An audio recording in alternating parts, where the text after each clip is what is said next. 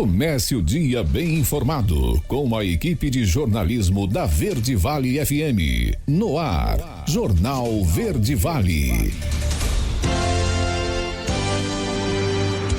6h35, 6h35. Olá, muito bom dia para você. Início de semana, segunda-feira, 17 de abril do ano de 2023.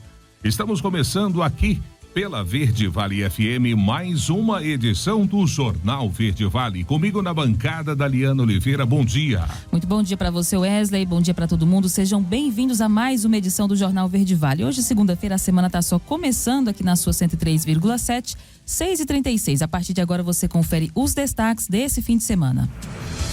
Jornal Verde Vale.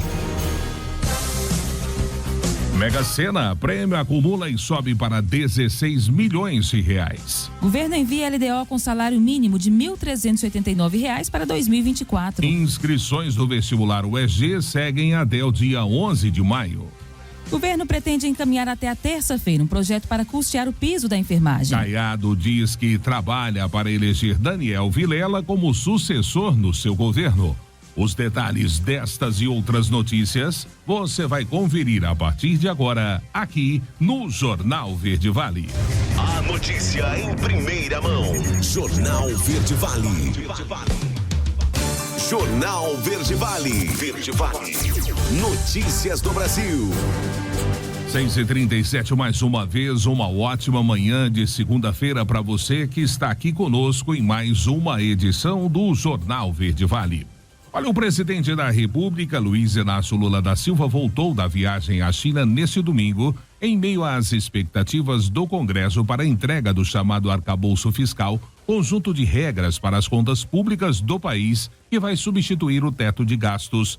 No fim de março, a equipe econômica chegou a detalhar como devem funcionar as novas regras, mas o projeto de lei ainda não foi apresentado. O arcabouço fiscal vai propor um formato diferente para limitar a evolução das despesas do executivo e ainda estabelecer metas para reduzir a dívida do país. Atualmente, segundo o teto de gastos, o crescimento das despesas da União fica atrelado à inflação do ano anterior. Com o arcabouço, a definição de quanto o executivo pode gastar vai observar o que o governo conseguir arrecadar no intervalo de um ano com impostos, taxas, contribuições e aluguéis, que são as chamadas receitas primárias. Na volta ao Brasil, o presidente também terá uma reunião com diversas autoridades para tratar sobre as ameaças de atentados a escolas.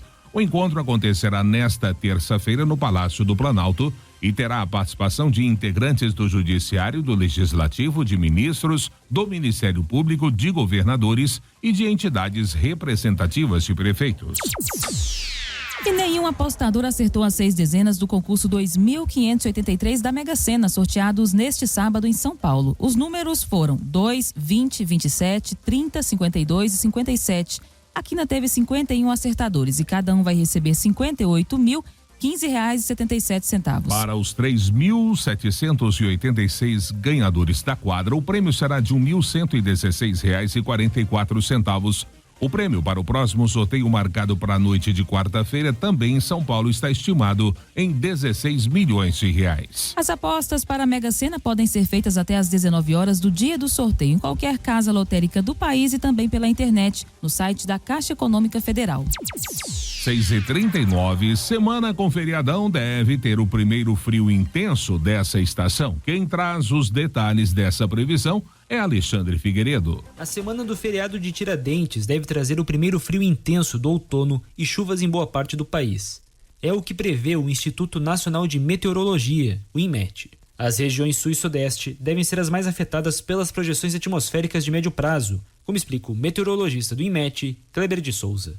Uma nova frente fria vai ganhar força sobre o sul do Brasil, deve favorecer a volta das chuvas em praticamente todos os estados da região. Essas chuvas podem ser fortes em virtude desse sistema, causar temporais significativas, trovoada e rajada de vento. Ao longo da terça-feira, esse sistema vai se afastando cada vez mais do sul. Na quarta-feira, praticamente atua em boa parte de São Paulo, Mato Grosso do Sul e começa a atuar no Rio de Janeiro entre a quarta e quinta. E no final de semana, com a frente avançando mais em direção a Minas Gerais e Espírito Santo, o frio começa a avançar sobre o estado de São Paulo com a entrada desse ar polar que vem seguindo à frente. E o frio não deve ficar concentrado apenas em 2 das 5 grandes regiões do país. Ele deve atingir também parte da região centro-oeste por volta da quarta-feira. Já no dia 21 de abril, feriado de Tiradentes, as projeções apontam para um clima seco na maior parte do país e alertas de chuvas nas regiões norte e nordeste, como destaca o meteorologista. No feriadão, a frente estará no litoral sul da Bahia, então deve influenciar principalmente o estado da Bahia e o Tocantins. Como ela está atuando no litoral da Bahia, deve ficar bastante chuvoso praticamente todo o nordeste e norte. E no feriadão começa a ser mais frio e seco toda a região sul do Brasil e Mato Grosso do Sul. Também não há previsão de chuvas no feriado, porque frio e seco não favorece as chuvas no centro-sul do Brasil. O INMET reforça ainda que as regiões serranas do sul do Brasil devem apresentar temperaturas baixas e forte presença de geada nos próximos dias. Agência Rádio Web. Produção e reportagem, Alexandre Figueiredo. Jornal Verde Vale. Notícias de Goiás. 6h41. E a polêmica da mudança das regras do IPASGO continua a render. Agora o deputado estadual Mauro Rubem aciona a justiça para impedir o que ele alega ser a privatização do Instituto. Com a ação, ele pretende barrar a votação do projeto que altera o regime jurídico da autarquia pela Assembleia. Mauro Rubem afirmou que a alteração significa privatização. Com a aprovação, o projeto atual, o IPASGO deixa de ser uma autarquia pública e se tornará de direito privado. O governo está mexendo em um instituto de 61 anos, colocando regras de mercado que certamente a maioria dos 600 mil segurados não tem condições de pagar, alegou ele. Durante convenção estadual do União Brasil, realizada na sexta-feira, a deputada federal Silvia Alves foi eleita presidente do segmento do partido que representa as mulheres em Goiás. A parlamentar garante que vai honrar o novo cargo. O governador Ronaldo Caiado disse que a escolha foi justa a sua nomeação. Ela é deputada federal mais votada no estado na última eleição, com quase 300 mil votos. E o governo de Goiás distribui kits para que municípios possam identificar casos de grávidas com sífilis, pois o número de diagnósticos da doença que prejudica o bebê tem crescido no estado. Confira como será essa ação com Sabrina Monteiro. Serão enviados kits para 10 municípios do estado de Goiás. O intuito do projeto é operacionalizar as ações nos municípios em relação ao número expressivo de casos de sífilis, tanto adquirida, gestante e congênita que nós estamos tendo. Quando a gente fala de IST, o HIV também está presente e envolvido dentro dessas infecções, mas a gente está trabalhando principalmente a questão da sífilis pela transmissão vertical, para que os municípios possam notificar, ter a oportunidade de fazer realmente a vigilância. O motivo é que, por conta do aumento de casos de sífilis em gestantes, a Secretaria Estadual de Saúde desenvolveu o projeto para identificar as pessoas contaminadas. Esses kits vão ficar no núcleo de vigilância epidemiológica municipal de cada cidade, para que assim seja realizado o acompanhamento e notificação dos casos de sífilis. Os prefeitos das cidades contempladas estavam presentes em reunião no Conselho Estadual de Saúde para receber os equipamentos. Na verdade, vai ser uma importante ferramenta para que a gente possa continuar o desenvolvimento de políticas públicas. Para quê? Para que a gente possa buscar zerar os casos nos municípios. Então, por isso que eu considero de suma importância. Esse kit veio na hora certa, né?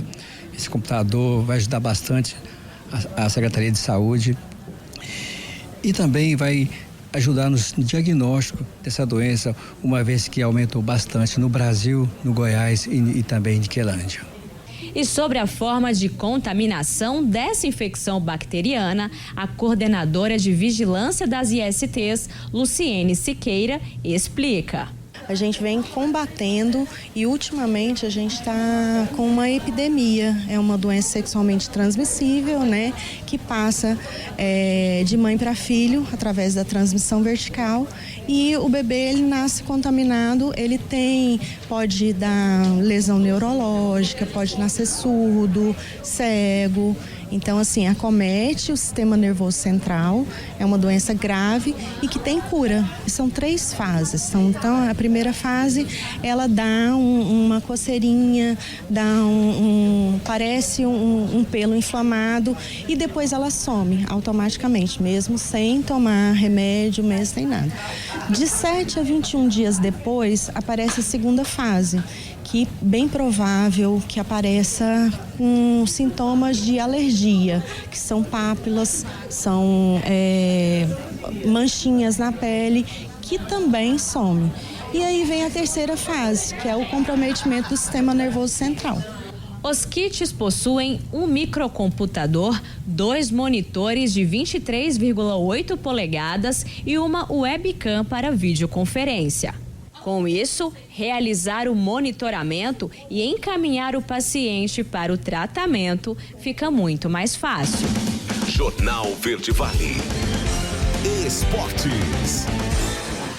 6h46, já de volta, falando agora de esportes, Campeonato Brasileiro. O Grêmio venceu o Santos por 1-0 na estreia da competição na noite deste domingo no estádio Alfredo Jaconi, em Caxias do Sul. O gol da vitória foi do lateral João Pedro ainda no primeiro tempo. Soares perdeu um pênalti na etapa final, mas o tricolor conseguiu segurar o adversário e começar a competição com o pé direito. Com o resultado, o Grêmio faz os primeiros 3 pontos no campeonato e ocupa a 9ª posição da tabela. E já o Santos termina a rodada na 17ª colocação. E ainda falando da competição, os cariocas abriram o Brasileirão com 100% de aproveitamento. Os detalhes você vai conferir com Daniela Esperon. A rodada de estreia do Campeonato Brasileiro foi dos sonhos para os cariocas. Todos venceram, sendo que 2 deles fora de casa. O Fluminense bateu o América Mineiro por 3-0 dentro do Independência e, apesar do placar elástico, Fernando Diniz fez algumas ponderações em relação ao time tricolor. Eu acho que o comecinho do jogo a gente começou bem, a gente tinha uma estratégia de variar o jogo curto e o jogo longo, e a gente foi se adaptando ao jogo e no primeiro tempo a gente já começou a jogar um pouco mais com bola longa. No segundo tempo a gente corrigiu, o jogo estava pedindo um outro tipo de abordagem, a gente colocou o Lelê, era mais a entrada do Lelê para poder, junto com o John Kennedy e com o Cano, para fazer um jogo de posse, mas um pouquinho mais verticalizado, com sustentação na frente e encaixou super bem. A gente conseguiu fazer 3 gols e tivemos o pênalti e mais umas 3 chances claras para marcar. Então foi um segundo tempo excelente. Já o Vasco venceu com autoridade dentro da casa do Atlético Mineiro nesse retorno à Série A. 2-1 para o Cruz Maltino, em um duelo em que o técnico Maurício Barbieri ficou bem satisfeito. Excepcional dentro do que a gente queria. Eu acho que a gente fez 2-0 e teve possibilidade de fazer mais gols. Nós tivemos boas chances de ampliar o placar. Estou muito satisfeito com o desempenho, com o resultado e com a postura de todos os jogadores. Para completar a rodada de gala dos cariocas, o Botafogo passou pelo São Paulo 2-1 dentro do Newton Santos. O Flamengo voltou a vencer 3-0 no Curitiba, no Maracanã. A estreia do Brasileirão foi de muitos gols, 5 placares 2-1 e nenhuma partida terminou 0-0. Agência Rádio Web com informações do Campeonato Brasileiro da Série A, Daniela Esperon. Jornal Verde Vale. Agronegócios. 6h48. E a sexta-feira chegou ao fim com os preços futuros do milho registrando movimentações positivas na Bolsa Brasileira. As principais cotações subiram e flutuaram na faixa entre R$ 76,97 e R$ 76,81, mas não conseguiram impedir a desvalorização semanal de até 9,4%. O vencimento maio 23 foi cotado a R$ 73,97, valorização de 1,16%. O julho 23 valeu R$ 74,40, uma alta de 0,38%. Já o setembro 23 foi negociado por R$ 74,80 a saca, um ganho de 0,62%. E finalmente o novembro 23, que teve o valor de R$ 76,81 a saca, com uma elevação de 0,58%. Na comparação semanal, os preços do cereal brasileiro acumularam desvalorizações de 7,19% para o maio 23, 7,24% para o julho 23, 6,62% para o setembro 23 e 9,40% para o novembro 23, em relação ao fechamento da última quinta-feira. A notícia em primeira mão. Jornal Verde Vale. Agora, na Verde Vale, os comentários de Alexandre Garcia. Bom dia. O presidente Lula está de volta da viagem à China. Ele passando pelas Arábias, pelo Oriente Médio, Ásia Menor, os meus amigos me reportaram que os jornais de lá estão interpretando como um desafio de Lula contra o presidente Biden, ao tomar partido da China nessa disputa mundial. Inclusive, os acordos feitos com a China mostram um aliado forte. A outra questão é a guerra Rússia-Ucrânia, que ele tomou partido da Rússia, apresenta a Ucrânia como uma das causas, um dos motivadores da invasão russa, e disse que Europa e Estados Unidos é que são responsáveis pela continuação da guerra. Não creio que a Casa Branca esteja gostando dessas declarações. Mas vamos ao que importa lá na China. Todos nós sabemos que a China tem censura, não tem liberdade de expressão, é um regime de força, um regime totalitário, de partido único, é o Partido Comunista Chinês que escolhe os dirigentes na sua grande assembleia. E, no entanto, vejam só os acordos nessa área que o presidente do Brasil fez com a China. Memorando de entendimento sobre cooperação em informações e comunicações. Acordo de coprodução televisiva. Eu lembro que em 1984, por aí, 85, eu fui à China pela TV Manchete, que não podia pagar a equipe, e nós contratamos uma equipe da TV estatal chinesa. E eles estavam atrasadíssimos em televisão, mas impunham sempre o seu método de trabalho. Não queriam saber do nosso método de editar um vídeo. Era pelo método deles, né? Para ser mais claro, eu dizia que eu ia gravar a minha fala, depois ele punha as imagens em cima e ele disse, não, eu ponho as imagens, eu escolho as imagens e você põe a fala em cima. E estão fazendo isso com o Brasil, né, até hoje. Memorando de entendimento entre Grupo de Mídia da China e a Secretaria de Relações Institucionais da Presidência da República. Gente, mídia na China está sob censura, sempre. Acordo de cooperação entre a agência Xinhua, que é a agência oficial chinesa, e a nossa agência oficial, a EBC, Empresa Brasileira de Comunicação. E tem um acordo também sobre espaço, plano de cooperação espacial entre as administrações espaciais da China e do Brasil, a Agência Espacial Brasileira. Ora, todo mundo sabe que a conquista do espaço para a China é uma estratégia bélica e a gente está se metendo nisso. Enfim, não há muita diferença também, né, do jeito que as coisas andam no Brasil.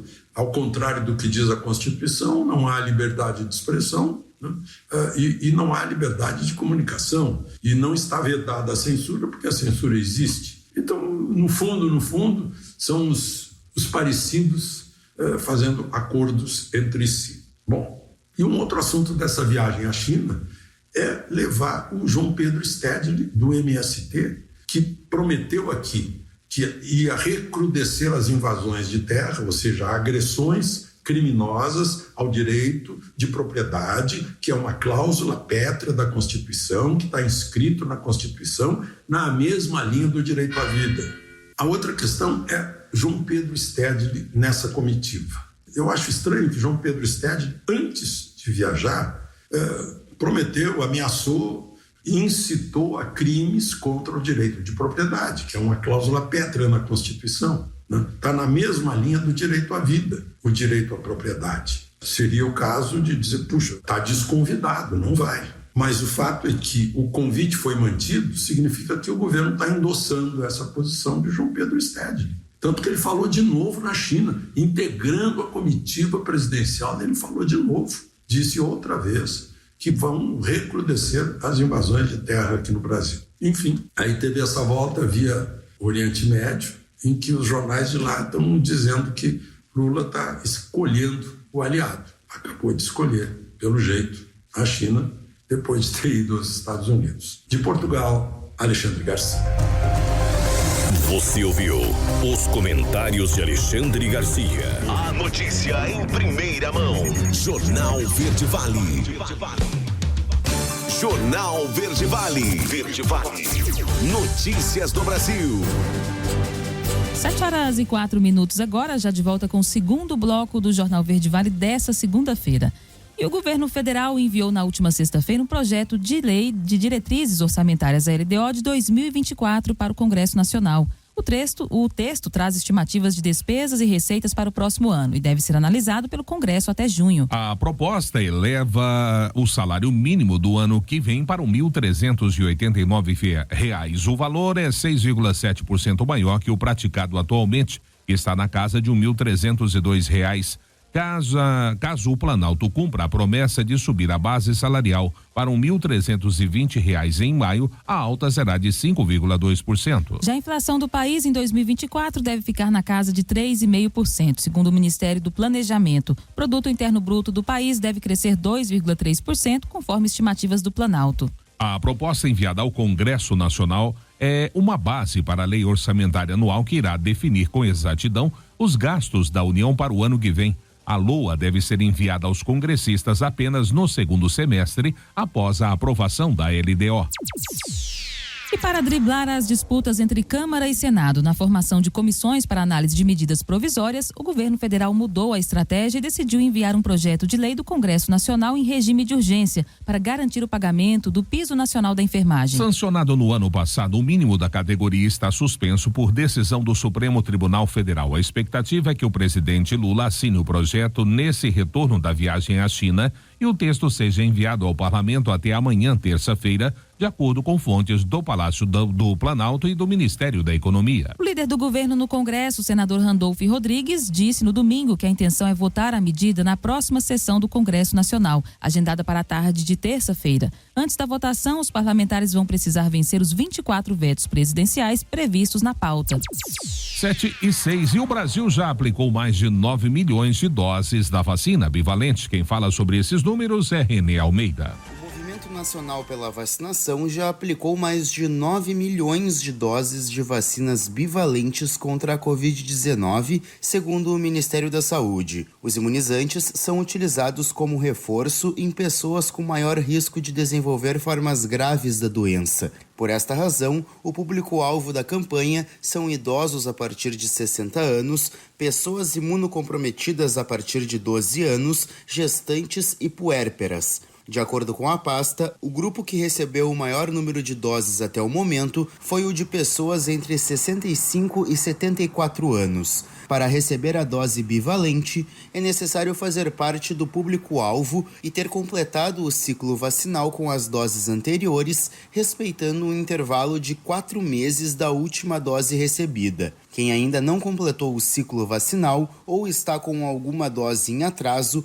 pode procurar uma unidade de saúde para se vacinar, mesmo que não esteja no grupo prioritário. Um estudo que será apresentado nesta semana por pesquisadores israelenses mostrou que pessoas com 65 anos ou mais que receberam a vacina bivalente da Covid tiveram um risco 72% menor de hospitalização e 68% menor de morte relacionada à doença na comparação com pessoas da mesma idade que não receberam o reforço. Agência Rádio Web, produção e reportagem, Renê Almeida.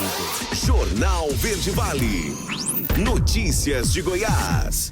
7:07 agora. E o governador Ronaldo Caiado disse na última sexta-feira que trabalha para garantir a eleição em 2026 do vice-governador Daniel Vilela como sucessor no governo estadual.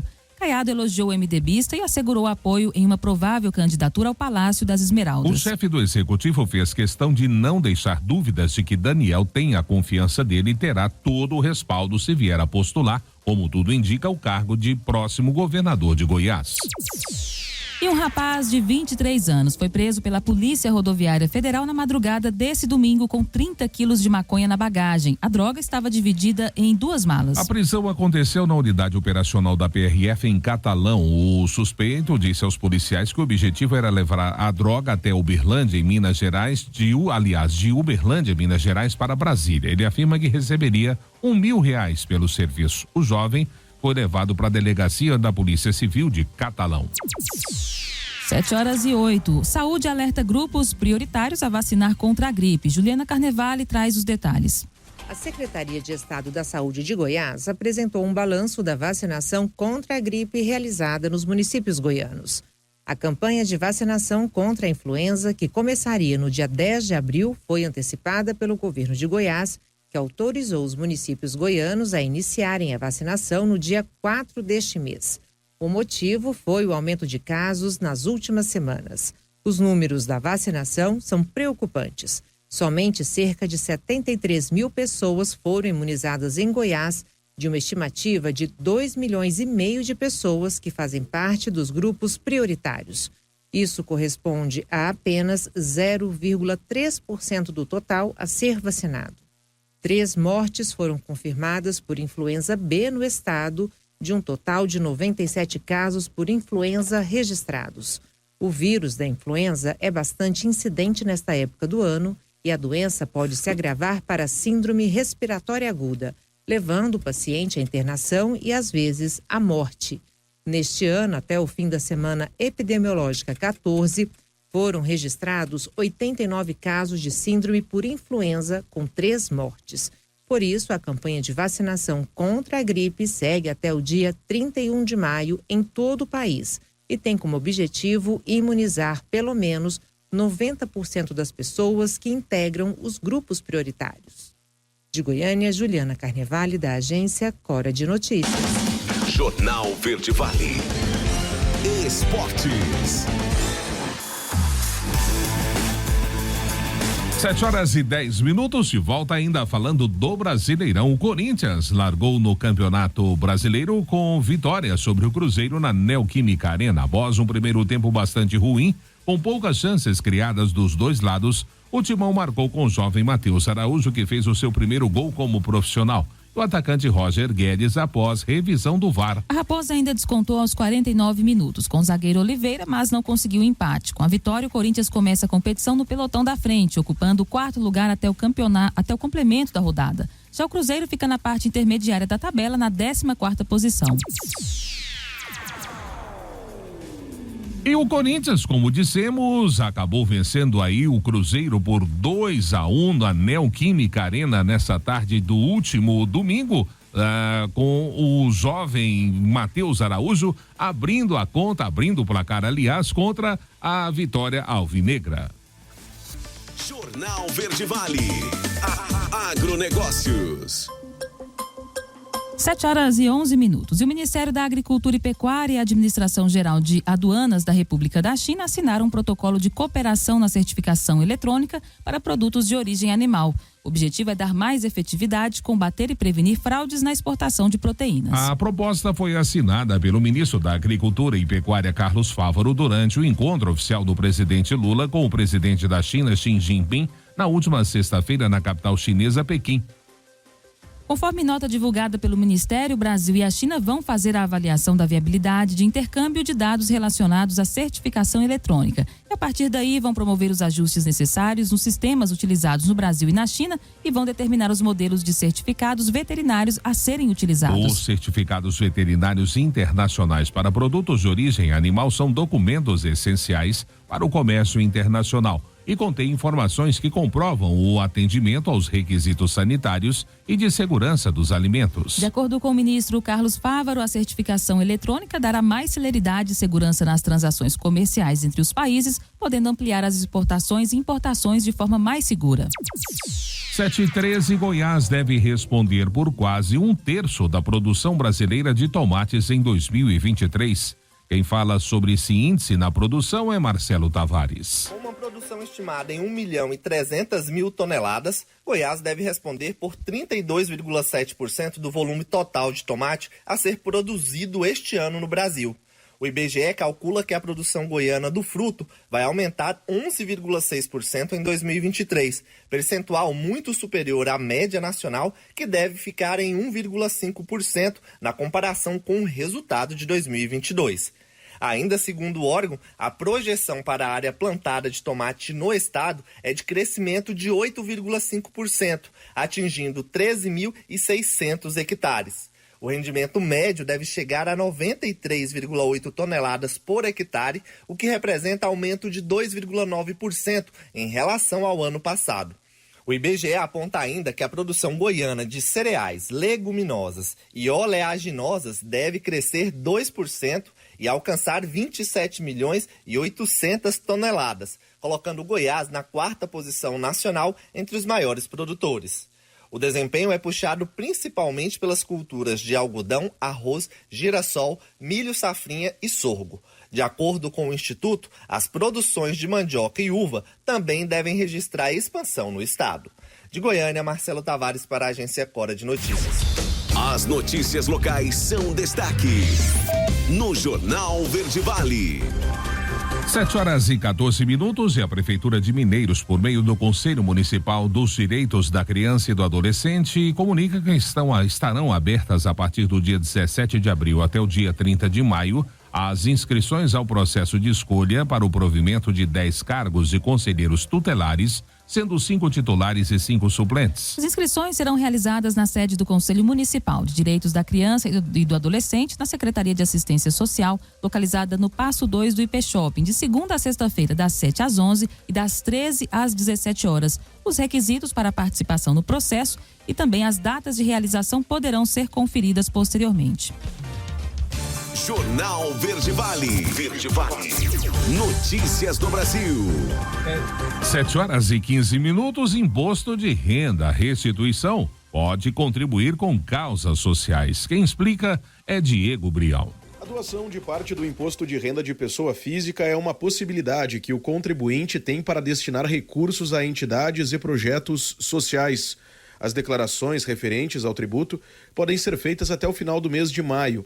Os exemplos de instituições que recebem estas verbas e podem convertê-las no atendimento a crianças, adolescentes e idosos se multiplicam pelo país afora. Um destes casos é o do Instituto Crescer Legal, que atua com jovens rurais na região sul do país.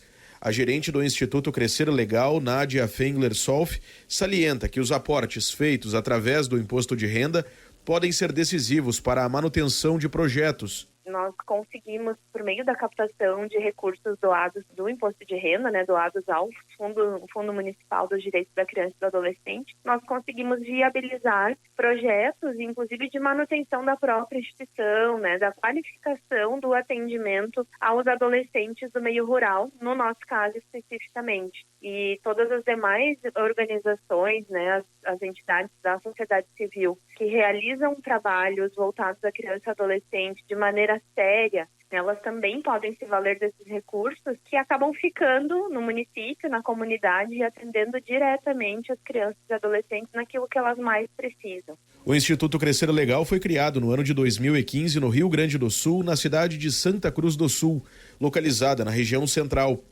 Ele é uma iniciativa do Sindicato Interestadual da Indústria do Tabaco, que é o Sinditabaco, e de empresas associadas.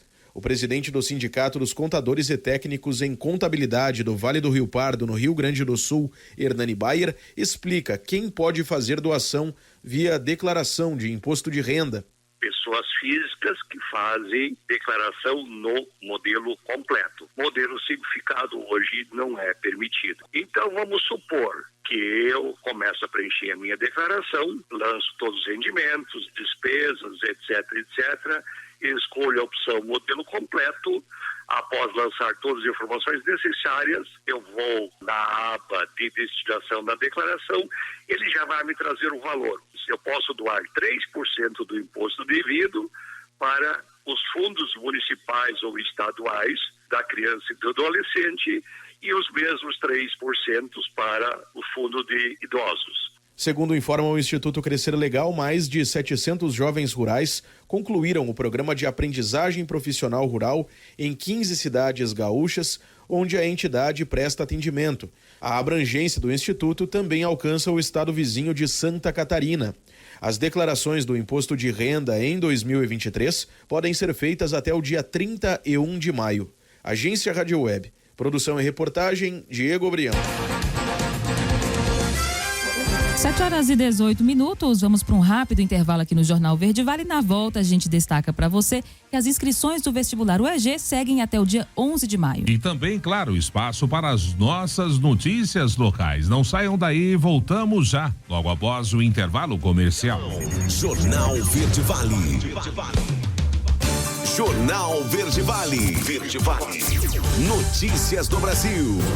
7h23. Já voltamos com o Jornal Verde Vale desta segunda-feira, início de semana. Olha, depois de um período de resistência, o Bradesco, na mesma linha adotada por outros grandes credores, no caso Americanas, decidiu dar uma trégua à batalha na justiça contra a varejista.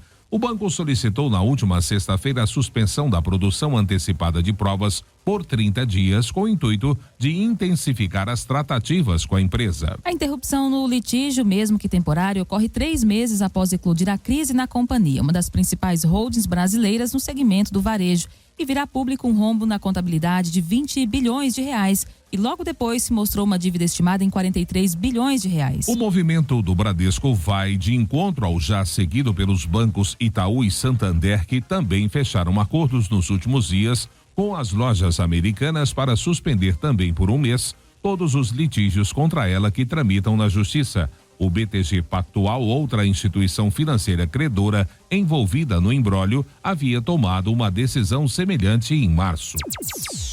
7h25. O governo enviou a LDO com salário mínimo de R$ 1.389 para 2024. Os detalhes desse assunto você confere com Yuri Hudson. A equipe econômica enviou para o Congresso Nacional na última sexta-feira o projeto de lei de diretrizes orçamentárias para o próximo ano, que é uma prévia do orçamento do ano que vem. Os detalhes da proposta serão conhecidos nesta segunda-feira em uma coletiva da ministra do Planejamento, Simone Tebet. O governo prevê um salário mínimo de R$ 1.389, um aumento de R$ 69. Mas, segundo a ministra, esses dados deverão ser alterados, porque essa LDO foi construída com base no teto de gastos que ainda está vigente. Mas ela ressalta que tudo depende da aprovação do novo arcabouço fiscal proposto pelo governo. Então nós vamos apresentar números que mostram e que só reforçam a necessidade de um novo arcabouço fiscal, de uma nova regra fiscal, porque essa que está aí zera a possibilidade de despesas discricionárias. Então a LDO vem com um número que ele fica temporário ali até a aprovação do arcabouço fiscal. Nós estamos condicionando os novos números a uma possível aprovação do arcabouço fiscal no Congresso Nacional. Entre os principais dados apontados pela LDO estão a projeção de um crescimento de 2,34%, uma inflação estimada em 3,5% e uma taxa de juros na casa de 11%. O dólar é estimado em R$ 5,25 para o próximo ano. O governo defende a aprovação da nova proposta fiscal para o país. O arcabouço fiscal já foi apresentado pelo ministro Fernando Haddad, mas ainda não foi oficializado com a entrega ao Congresso Nacional, o que deve acontecer no início desta semana. Agência Rádio Web de Brasília, Yuri Hudson. Jornal Verde Vale. Notícias de Goiás. 7h27. E a jovem Thaís Medeiros de Oliveira, 25 anos, apresentou melhora e as chances que seja transferida da unidade de terapia intensiva UTI para a enfermaria do Centro Estadual de Reabilitação e Readaptação, o CRE. De acordo com a sua mãe, Adriana Medeiros, a jovem está no hospital há 5 dias e foi internada pela primeira vez em fevereiro na Santa Casa de Anápolis após ter uma reação alérgica ao cheirar pimenta. Segundo a mãe da paciente, a filha estava no Hospital Estadual de Dermatologia Sanitária e Reabilitação Santa Marta, mas precisou ser levada para o Centro Estadual de Reabilitação e Readaptação, Dr. Henrique Santilho, por conta de uma piora. Thaís Medeiros apresentou pneumonia e queda de pressão. No último domingo, a jovem chegou a ter uma nova infecção, conforme informou a mãe em uma publicação em rede social. Adriana acrescentou também que consegue visitar a filha na UTI, já que Thaís está se mantendo acordada e reagindo bem aos tratamentos.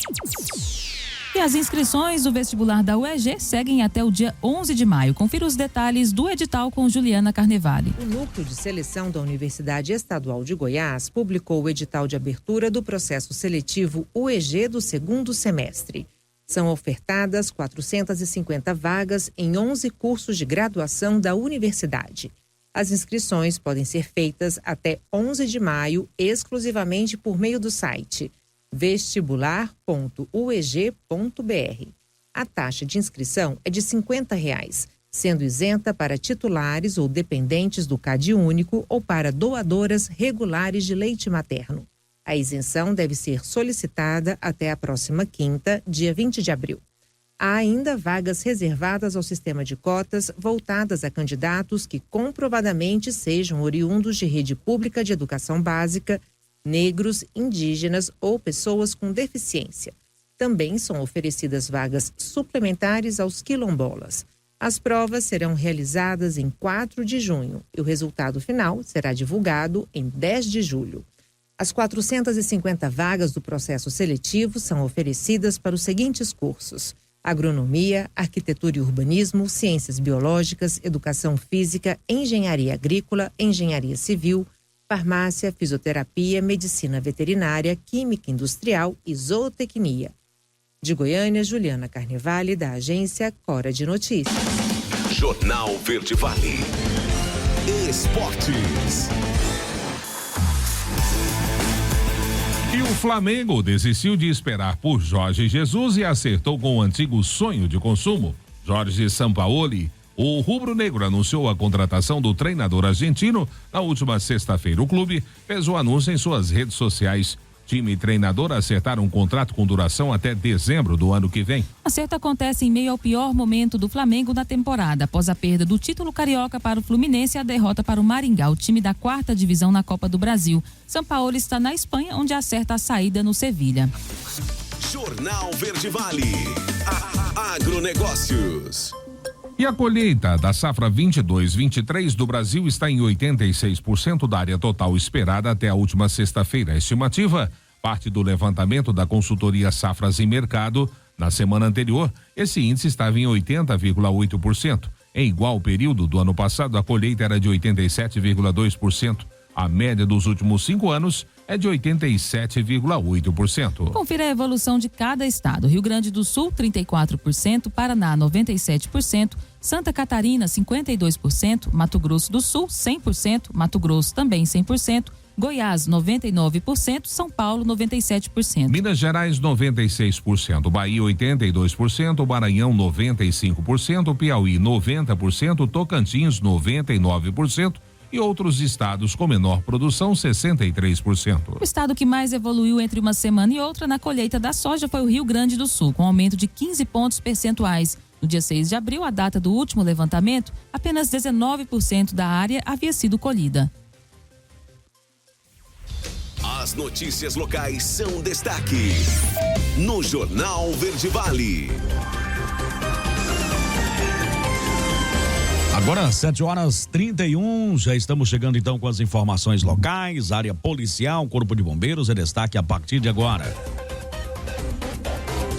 Vamos então com o Corpo de Bombeiros. Neste fim de semana nós tivemos registrado algumas ocorrências, né? Dentre elas acidentes. A equipe registrou um acidente entre carro e moto, foi na Avenida dos Pampas, esquina com a Rua da Divisa, no setor Leontino. O local deparou com a condutora da moto, uma mulher de 22 anos de idade, deitada com diversas escoriações e também uma fratura na perna direita. Foi realizado os primeiros socorros e condução até a unidade de pronto atendimento. Ainda neste fim de semana, é registrado um acidente de trânsito envolvendo um caminhão prancha e um carro. Isso foi na BR-364, na entrada de uma das estradas vicinais. Segundo relatos da testemunha, havia um veículo de passeio, um Fiat Palio, 2 pessoas, sendo que no local estava apenas o condutor do veículo preso às ferragens após a colisão. O veículo Fiat Palio colidiu na traseira do caminhão prancha, sendo que o motorista do caminhão nada sofreu. O condutor do veículo foi retirado aí das ferragens com o emprego do desencarcerador, o equipamento utilizado aí para salvamento, né, e a guarnição de resgate realizou os primeiros socorros. A vítima, 33 anos de idade, sexo masculino, apresentava uma fratura no punho direito, uma fratura fechada, uma fratura no rosto com ferimento na cabeça, ferimentos no braço e também mão esquerda e escoriações leves. O condutor estava confuso e foi encaminhado para atendimento médico na UPA Filgueira Júnior. A PRF foi acionada ao local, né, para os procedimentos necessários. O acidente foi no sábado logo pela manhã, né, de acordo com o Corpo de Bombeiros, por volta de 6h21 da manhã do último sábado. Registrado também um acidente de trânsito envolvendo carro e moto, isso por volta das 10h05, Foi na 19A, esquina com a 21, setor aeroporto. No acidente colidiram uma caminhonete, uma Ford Ranger e uma Pop 100, vitimando uma pessoa. O condutor da Pop, 20 anos de idade, apresentava escoriações profundas na perna e braços e ferimentos no joelho direito, mas sem aparente fratura. A vítima foi mobilizada aí pelo serviço de resgate e encaminhada para atendimento médico também. Ainda tivemos registrado um acidente por volta das 3h45 da tarde na Avenida Erechim, envolvendo moto e objeto fixo, ali no setor Iores. No acidente, o condutor de uma moto 125, 25 anos de idade, queixava-se de fortes dores na região da coluna após o impacto. A vítima apresentava escoriações nas mãos e também no tórax. Foi mobilizada e transportada para a UPA. Ainda tivemos um acidente de trânsito envolvendo colisão e um tombamento lateral de veículo contra o canteiro central da Avenida Antônio Carlos Paniago. Isso por volta das 5 horas da manhã. No local, o veículo Gol Prata perdeu o controle, né? O condutor perdeu o controle, colidiu no canteiro central e acabou tombando lateralmente. No veículo, a condutora de 53 anos de idade teve escoriações leves, estava, de acordo com o Corpo de Bombeiros, visivelmente embriagada e foi retirada por terceiros de dentro do carro. A equipe de resgate realizou os procedimentos de primeiros socorros e encaminhou para avaliação médica na UPA. A via ficou parcialmente interditada por cerca de 2 horas até a remoção do veículo e limpeza da pista, né? Os blocos de concreto que ficou espalhado ali no asfalto. Então tivemos, encerrando aí o domingo, né, com esse acidente, tombamento lateral deste veículo na Antônio Carlos Paniago. Agora 7h35, vamos girando. No Jornal Verde Vale, ocorrências policiais.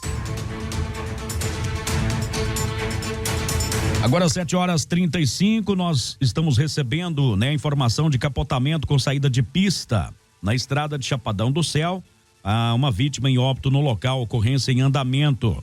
Aproximadamente aí 8 quilômetros da entrada ali de Chapadão do Céu, né? Equipe do IML, né, tá saindo agora aqui da cidade para atender esta ocorrência. Ainda não há mais detalhes, nomes de vítima, que veículo foi que capotou. Essa informação acaba de chegar neste momento. Então, um capotamento com saída de pista, entrada ali de Chapadão do Céu, aproximadamente 8 quilômetros após a entrada. Lamentavelmente, uma vítima em óbito neste local. Após, né, o trabalho da Polícia Técnico-Científica, o IML, nós teremos mais detalhes aí deste acidente, ocorrência em andamento, eu repito. Agora 7h36, vamos então com as ocorrências da polícia. Neste fim de semana, diversas foram registradas. A gente, é claro, trouxe algumas aqui, não dá para falar todas, né? E amanhã, com certeza que nós teremos aí os estélios, porque hoje é que serão registrados na delegacia. O pessoal gosta de registrar presencialmente ali para poder explicar, né, o que de fato aconteceu, o famoso tintim por tintim, né? Exatamente, explicar detalhadamente. Vamos lá, nós tivemos aí uma situação de motociclista preso por embriaguez aqui na cidade. Durante patrulhamento ali pela Rua 20, Vila Cardoso, a polícia esteve lá, né, o segundo sargento Moraes e o soldado Ferreira, que se depararam com uma motociclista, aliás, com um motociclista em visível estado de embriaguez. Foi efetuada a abordagem policial conforme o procedimento operacional. O condutor de 32 anos de idade, submetido ao teste aí do bafômetro, aferiu o valor de 2 miligramas por litro de ar expelido, configurando assim um crime de trânsito. Diante dos fatos, ele foi encaminhado à delegacia de polícia. Ainda também tivemos a apreensão aí, né, um motociclista por direção perigosa. Na madrugada aí do sábado, durante patrulhamento na Praça do Bauhaus, a equipe aí do 46º Batalhão deparou com o indivíduo empinando uma motocicleta. Ao perceber a presença da viatura, o condutor empreendeu fuga, tentou dar o pinote, colocando em risco a vida de pedestres que por ali passavam, né? De imediato, a equipe de policiais iniciou o acompanhamento com o objetivo de alcançar aí o infrator, e após diversas manobras perigosas e desrespeitos às leis de trânsito, o condutor de 20 anos, né, foi abordado no setor Nossa Senhora Aparecida. Pra você ter uma ideia do que o bicho correu. Saiu ali do Brauhaus até lá no Nossa Senhora Aparecida. E o perigo, né? E o perigo aí. Diante dessa situação, o infrator foi apresentado na delegacia de polícia, destacar a importância da fiscalização de trânsito, especialmente quando há, né, comportamento irresponsável por parte aí de motociclistas. Ainda tivemos registrado uma outra situação de um homem que foi preso por violência doméstica, posse irregular de arma de fogo e ameaça em Mineiros. Foi na madrugada de domingo, a equipe do 46º deslocou até o Divino Espírito Santo a fim de averiguar a ocorrência de violência doméstica. No local, a vítima relatou aos policiais que ela e seu companheiro haviam ido juntos a uma distribuidora de bebidas, mas ao retornar para casa, o companheiro ficou agressivo e começou a quebrar a porta da casa e alguns objetos. Ele ainda ameaçou a vítima colocando uma arma em sua cabeça, dizendo que iria matá-la. De imediato, os policiais militares iniciaram diligências e logrou êxito em encontrar aí um revólver calibre 38 utilizado nas ameaças e deram voz de prisão a infrator de 27 anos que já possui antecedentes criminais por lesão corporal dolosa e ameaça. Ele foi encaminhado também à delegacia de polícia. Também tivemos ainda registrado a prisão de um homem por importunação sexual. Esse fato aqui chama atenção, hein? A equipe da polícia foi averiguar uma ocorrência de importunação sexual ali no setor Leontino. No local, a vítima relatou, vejam só, que estava fazendo caminhada ali na Avenida Coqueiros, quando um homem passou por ela e mostrou seus órgãos genitais, não sendo, de acordo com a vítima, a primeira vez que esse fato teria acontecido. De imediato, os policiais militares iniciaram a diligência e logrou êxito em encontrar o abordado suspeito de 54 anos de idade. Ele foi encaminhado à delegacia de polícia para as devidas providências. Ou seja, passando por ali, né, o pessoal sempre faz uma caminhada, que não consta o horário, mas o pessoal sempre faz caminhada ali na Avenida Coqueiros, ou seja, de madrugadinha ou à noite, e esse camarada achou por bem que a moça queria ver, né, as coisas dele. Os documentos. E na realidade ela não queria. Só que o elemento aqui esqueceu que a Avenida Coqueiros, enquanto uma viatura vai, a outra tá vindo, né? Bastante patrulhada, principalmente nos horários de pico de caminhada, para garantir a segurança aí do cidadão. E assim, é um comportamento considerado extremamente grave, né? Se você analisar. E eu acho que a vítima, ela, quando isso acontece, não deve negligenciar esse comportamento. Eu acho que tem que fazer essa denúncia, porque muitos casos aí que acabam sendo mais graves, né, evoluindo aí para um abuso sexual, começa dessa forma. Essa pessoa ali tá na rua, ela começa esses comportamentos libidinosos e procurando uma vítima, quem sabe, para de fato consumar o ato, né? O abuso sexual. Como diz aqui na ocorrência, não foi a primeira vez, ou seja, da primeira ela não denunciou, mas da segunda ela falou, não vou ficar calada. E é assim, da primeira vez já demonstre aí a sua indignação, chame a polícia, por ali tá sempre uma viatura. Também, né, tivemos a companhia de policiamento especializado, prendeu um indivíduo por tráfico de drogas. A equipe do CPE em patrulhamento pela cidade de Mineiros abordou o indivíduo conduzindo uma motocicleta.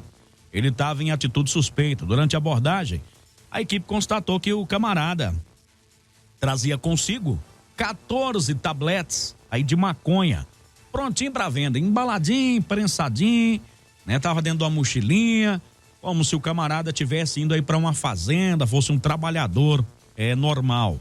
Diante dos fatos, o autor, 24 anos de idade, né, foi encaminhado para a delegacia de polícia aí pelo crime de tráfico de drogas. Tava lá, rapaz, 14 tabletes de maconha.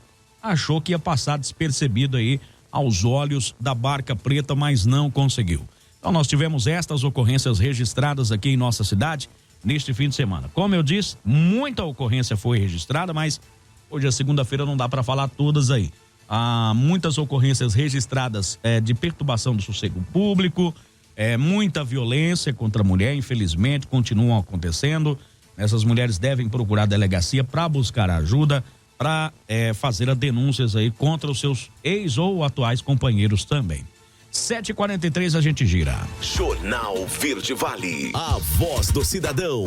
Muito bem, olha, nós temos aqui a primeira reclamação de hoje, quanto à quantidade de motocicletas, principalmente de entregadores, utilizando o chamado escapamento cadron, que é aquele escapamento barulhento, o que não é o escapamento original do veículo, né? Inclusive, nós temos aqui até a denúncia aí de uma dessas motocicletas. Primeiramente, ela tá sem paralama, ela tá com a placa entortada, né? E o escapamento não é original, seria aqui um escapamento Cadron. Aqui aparenta ser uma moto de entrega, porque tem nela aí uma caixinha, né? Daquela de entrega, bag, né? Aquela, a bag lá, aquela mochila. E a galera diz aqui ainda, ó, hora do show. Ou seja, né?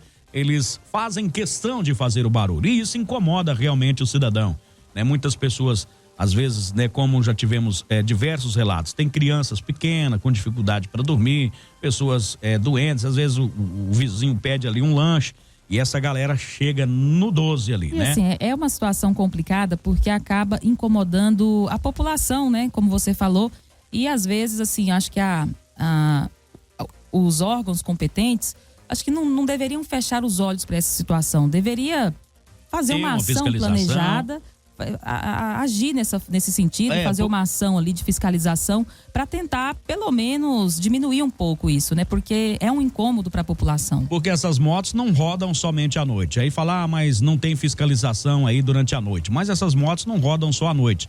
Elas estão aí durante o dia também, né? O próprio empregador também deveria ter esse cuidado aí, né? E orientar os seus entregadores de que esse barulho excessivo, ele incomoda. E realmente, né, o camarada tá levando ali à casa do cliente o nome da empresa dele. Ele tem que prezar aí, é claro, pelo nome da sua própria empresa. Infelizmente, nem todos pensam assim, mas fica aí o registro e o pessoal pede mais fiscalização nesse sentido. E assim, só fazendo um comentário e também deixar aí também a sugestão para que o poder público possa incentivar, né, essa questão do lazer para essas pessoas que gostam, né, dessa modalidade esportiva, para que haja um local próprio, né, para que elas possam desenvolver esse hobby. Você sabe quando é que vai ter esse local próprio? Nas próximas eleições. Porque sempre quando há eleição, quando há período eleitoral, há sempre as promessas, né? Mas o que você não falta é de candidato prometendo isso. E aí a galera inteira em peso vota naquele candidato. E aí, quando o candidato é eleito, quando eleito né? Aí some. Ninguém, eu ainda não consegui, coisa e tal, enfim, né? Tá aí o registro também. A galera ficar esperta aí. O pessoal pede recapeamento lá no setor Leontino, né? Aguardando aí. O asfalto detonado naquela região também. Muitos cachorros nas ruas correndo atrás de motos. Muito estressante, né? Uns 8 cachorros correndo atrás aí. Ali posto no Perobeiras, naquela região. Muito cachorro solto por ali, viu? Diz que é blitz de cachorro lá agora, Wesley. Fica na esquina esperando a moto. Chefiado por um caramelo. O caramelo é o líder da gangue por lá. O motociclista já fica esperto quando vê aquele cachorro lá longe, assim, já sabe que não tá nem vendo. Né? Quando passa, pronto, né? O pessoal tá pedindo reposição de lâmpadas lá no Alvina Paniago, setor Alvina Paniago, na Avenida Alvina Paniago, quadra 26, lote 26, também reposição de lâmpadas, tá? O pessoal tá dizendo, bom, para quem denunciar maus tratos e abandono de animais, direto na delegacia de polícia. Você pode procurar a delegacia de polícia e o pessoal lá já busca, né, a turma aí responsável por tal fiscalização, tá? Mas você pode procurar a delegacia de polícia mesmo. Fizesse reclamação, né? Sobre festas que são realizadas aqui no perímetro urbano, né? Moramos aqui no setor Boa Vista, né? Tremendo tudo as casas, o som muito alto. O pessoal que mora no centro, né? Comentam por lá, som muito alto aí, muita gente reclamando. Então, penso que até o municipal ali, o hospital municipal, deve ter sido perturbado. Pessoal reclamando então de festas aí nessas localidades no centro da cidade. Muito bom, vamos lá, quem mais? Solicitar podas de árvores na Avenida Alessandro Marchior, né? Antiga Quinta Avenida, direção ali ao São João, tá? Então tem muita árvore por ali, com galho sobre a rua. Ponte João Avelino, à esquerda, né? Pedir a patrola para dar uma passada por lá, né? Não tá tendo nem como pegar as crianças naquela região. Quem mais tá por aqui? Troca de lâmpadas na Rua das Gameleiras, quadra 37, lote 21, lá no Jardim Floresta. Cadê mais? Residencial Senhor Duda, tá um tormento aí as motos barulhentas, viu, Jota? Também concorda, moto incomoda muita gente. Troca de lâmpadas na Rua Santa Luzia, em frente ao posto Raul Brandão, da esquina do posto até o CRAS, né? Tem muitos postes ali sem energia. Moramos no Vilhena, não dormimos, né? Com motos barulhenta. Fim de semana é pior, tá? Não tem respeito. O pessoal anda correndo dentro do condomínio, tem idoso, tem criança, tem tudo mais aí também. Jota, tudo bom? Tá difícil, qualquer chuva alaga as casas, né? As manilhas estão entupidas, Boca de Lobo entupida, na baixada ali do Zequinha. Mandou um vídeo aqui pra gente. Sim, muita água realmente por ali. Deixa eu ver aqui se tem o endereço. Baixada do Zequinha, né? Ali a Quinta, Quinta Avenida. Quinta Avenida, exatamente, né? Então o pessoal tá fazendo essa reclamação. Alessandro Marquió agora, né? Pra nós que é mais antigo, que é a Quinta. Quadra 15, lote 17, ali na Alessandro Marquió, então o pessoal tá fazendo essa reclamação de bueiro lá. Buracos no Buena Vista, né? Na saída por ali, tem muitos buracos. A BR-364, o Trevo das Emas, o DENIT está trabalhando, cuidado, né? Está passando aí, tudo no mesmo sentido. Então tá aí, BR-364, o pessoal tá fazendo alerta aí, o DENIT trabalhando por ali, então vão com cuidado, tá ok? O pessoal tá perguntando se vai ter vestibular na UEG, aqui em Mineiros. Tem alguma informação? Não tem alguma informação ainda não, nesse né? sentido, não. A Santa Maria tem Boca de Lobo, tá sem tampa, é isso? Esquina com a rua Rio Meia Ponte, em frente ao lote 19, na quadra 30. Sim, tá com a Boca de Lobo aberta ali, sem tampa. Então o pessoal pedindo para dar uma tampada aí nessa Boca de Lobo por lá. Ontem eu passava aqui próximo a creche Menino Jesus, aqui no setor Iores com o Leontino, ali próximo ao Rony Pneus. Sim. Bem em frente tem uma praça. Eu tava olhando aquela pracinha ontem, pracinha bonitinha, que merece ali um cuidado do poder público, uma revitalização, um local que vai ficar bonito naquela região. E um local assim bem aberto, né? Um local que merece um cuidado. Muitas pessoas passam ali naquela região, inclusive moradores. quem tá entrando na cidade também. Olha, ali precisa de iluminação no centro dela, uma revitalização, colocar bancos, né? Tem muitas árvores, as árvores ali o pessoal pediu para deixar as árvores, né? Não tirar nenhuma. E colocar muito banco por ali também e iluminação. Dá uma repaginada naquela pracinha que merece. Uma pracinha ali bastante utilizada. Muita gente coloca ali suas cadeiras no fim da tarde para conversar, né? A famosa conversa de vizinho. Então o pessoal tá pedindo uma revitalização ali naquela praça ali em frente à creche Menino Jesus ali, tá? Olha, bom dia, sobre os escapamentos, né? É só o proprietário exigir do entregador a regularização das motos e os clientes também cobrarem dos estabelecimentos. Aí, né? Uma boa sugestão. Falou, eu pedi lanche aí, mas veio aqui uma moto barulhenta, eu não quero essa moto barulhenta na porta da minha casa, não. Se todo mundo que está se sentindo incomodado fizer essa reclamação, provavelmente esse proprietário vai tomar alguma providência com relação a isso. Vai surtir efeito. Olha, uma reclamação aqui, ela falou até o endereço, mas vale para muitos aí, né? Eu quero fazer uma reclamação de oficinas que deixam carros dos clientes na porta dos vizinhos, prejudicando o acesso. Isso aí acontece, não cabe dentro da oficina, vai espalhando nas ruas aí, né? E aí acaba atrapalhando o acesso do cidadão aí, tá ok? Muito bom, aqui no Mato Alto, no Santa Maria, né? Políticos só andam por aqui na época da eleição. Depois disso, acabou, viu? Você não vê ninguém passando por aqui, tá? O pessoal tá pedindo troca de lâmpadas na Alameda Maria Idalina de Oliveira, quadra 18, lote 4, loteamento residencial Portal das Emas. Alameda Maria Idalina de Oliveira, quadra 18, lote 4, lá no Portal das Emas é troca de lâmpadas por lá também. Deixa eu ver se tem mais uma. O que transporte seria? Não entendi aqui, né? Repete aí, por gentileza, essa do que você perguntou aí, eu não entendi, né? O que você quis dizer aí. Bom, nós falamos agora há pouco aqui, né? Desse acidente na estrada que dá acesso a Chapadão do Céu, aproximadamente 8 quilômetros, uma vítima em óbito. Ainda não temos os detalhes, né? De qual veículo que se acidentou por ali, mas o que a gente sabe até agora que é um capotamento com saída de pista, né, nessa estrada. Como eu disse, o IML está indo para o local, né, o Corpo de Bombeiros já deve ter ido, mas ainda não temos a informação aqui ao vivo. Daqui a pouquinho a gente vai buscar aí esses detalhes desta ocorrência para você. 7h53. A notícia em primeira mão. Jornal Verde Vale. Wesley, bom dia. Muito bom dia para você, Jota, Daliana, todos os nossos ouvintes que conosco estiveram nesta manhã de segunda-feira, início de semana. Obrigado a você mais uma vez pela sua audiência. Hoje nós temos o programa Verde Vale Recebe. A partir das 19 horas, vamos estar recebendo aí membros da diretoria do Cicobi, o Antônio César, que é o diretor operacional, e também o Augusto de Oliveira Carvalho Pachá, que é o presidente do conselho. Vamos estar falando sobre movimentos que acontecem lá no Cicobi. Teremos essa semana também um movimento com os sócios, né, dentro do Cicobi, e vamos falar da história dessa instituição também, que acontece nessa semana.